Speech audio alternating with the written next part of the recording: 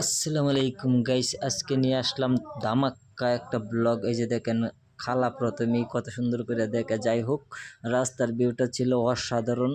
আমাদের যে দেখেন আশেপাশে কত মানুষ। আজকে ছিল শুক্রবার, তো আমরা রওনা দিলাম রাজবাড়ির উদ্দেশ্যে, যেখানে যে আফা, আহারে আফা কিভাবে তাকায় আছে, কি কইতাম, কিছু করার নাই। তো রাস্তার ভিউটা ছিল আমার কাছে অসম্ভব সুন্দর।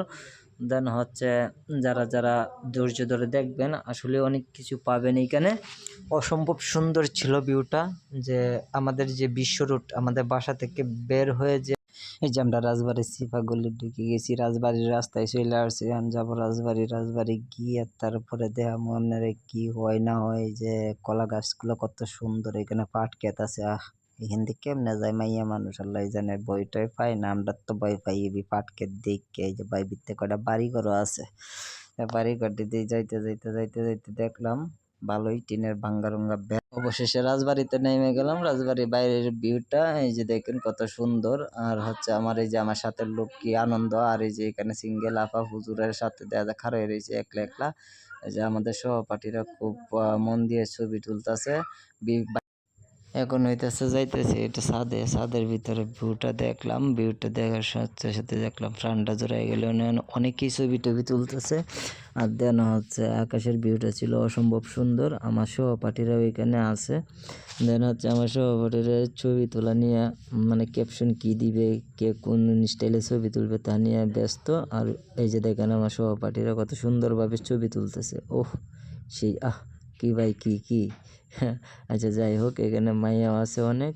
তো আপনাদের ওদেরকেও দেখাবো কি স্টাইল, কি বাপ ডঙ্গি, এইভাবে না ওইভাবে পুজ দেয়, এইভাবে না ওইভাবে।